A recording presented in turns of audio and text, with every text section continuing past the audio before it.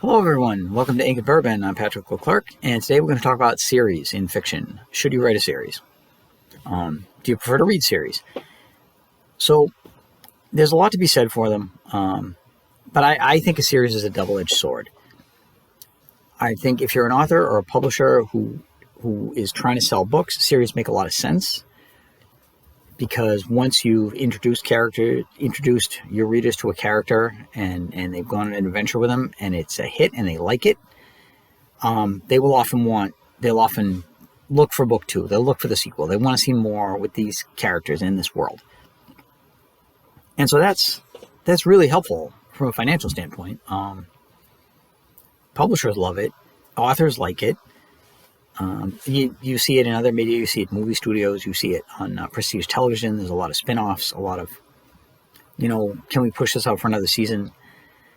And so there's definitely an advantage to it. It's a marketing advantage and a definite commercial advantage to selling additional books in a series.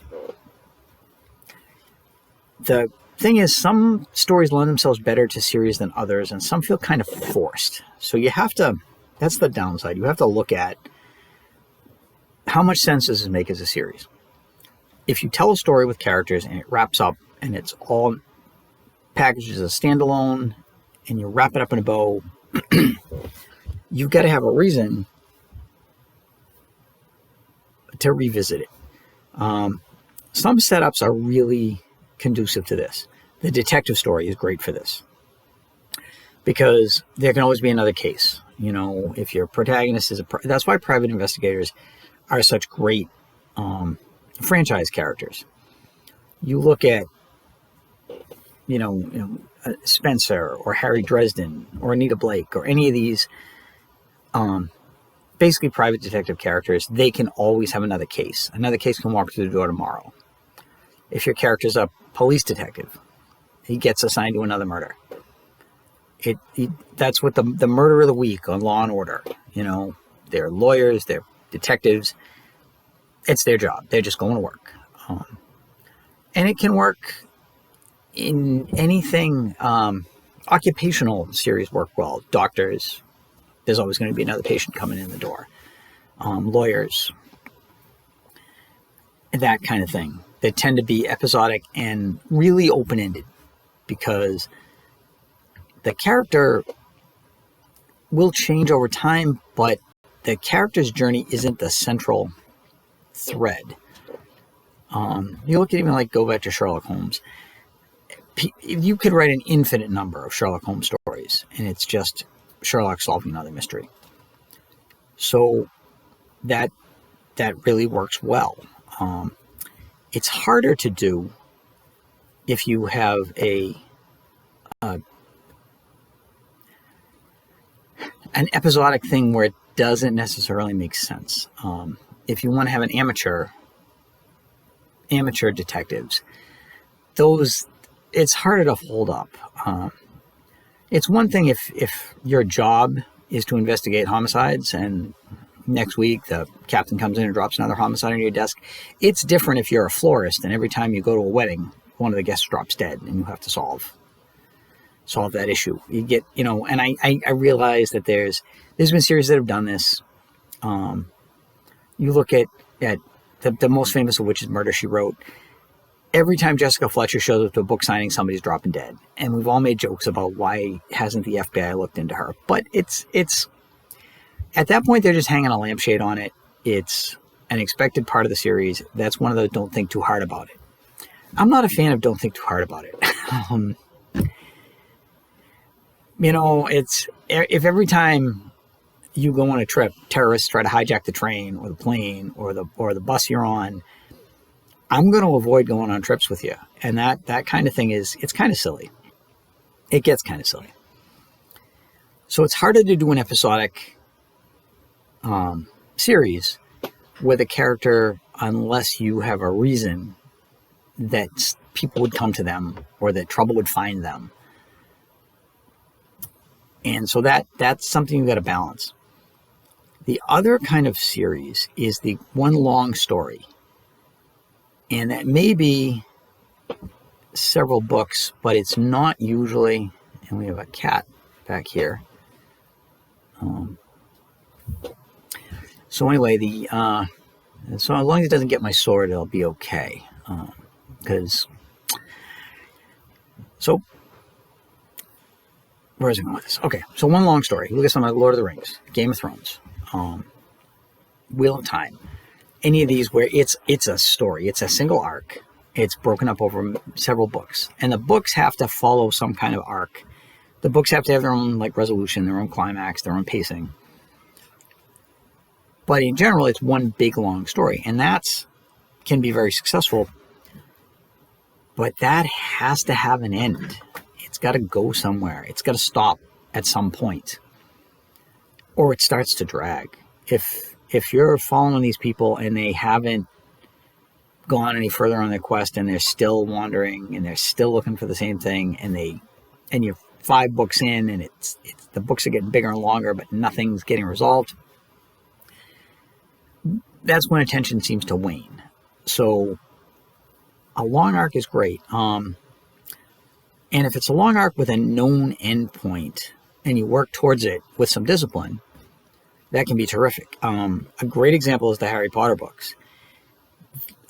There's 6 books, and each corresponds to a year of school for the characters. The characters start out, I don't know, they're like 10, 11 years old, and they proceed up through... I'm an American. I don't know how the school ages work that much, but when they start out, they're fairly young. They're around, I would say, put them around 10 years old. When they finish up, they're 16, 17 years old.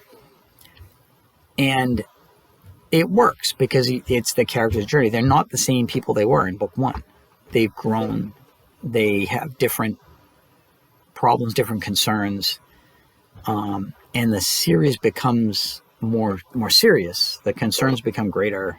The tone becomes a little darker as it goes on, which is fitting for older characters. So I think that works really successfully, but it was done with a clear endpoint in mind. So that can work. And that is a good example of what you should do if you're going to have a continuing arc. You want the characters to change and grow. It's okay for Spencer to be the same guy in 40 different adventures because a different person comes in and drops a case on his desk. And, you can write one of those books a year, and he's the same guy he always was, a wisecracking detective. It's fun. We know what we're signing up for.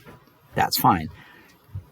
The Harry Potter starts out as a kid and learns a lot of things, learns about himself, becomes more secure, and grows, and is a different character by the end. Those both work, and those both work for series. But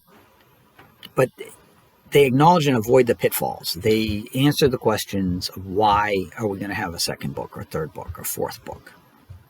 In the Spencer case, I think it's 40 books. So you got to think about that. So that's one of the big questions about it. The other thing that I personally have against series is I want to write sequels with the same characters because I enjoy a lot of these characters, but I want to write other things. I want to play in a lot of sandboxes. I read speculative fiction, I read fantasy, I read science fiction, I read a little bit of everything. I want to play in all those sandboxes. I did an urban fantasy story. I had a sequel on that. I had a sword and sorcery series. It's it's 4 short adventures with the same characters. They're a lot of fun. I'm definitely going to revisit them. I did military science fiction that I started working on a sequel to. I recently did a steampunk because I want to play in all the sandboxes. So rather than having 7 books in different genres, would it have made more sense if I had 7 books in my original urban fantasy series? Commercially, maybe. Commercially, probably. Because it would be easier to sell the 7 books of the same series. But creatively, I'd feel stifled.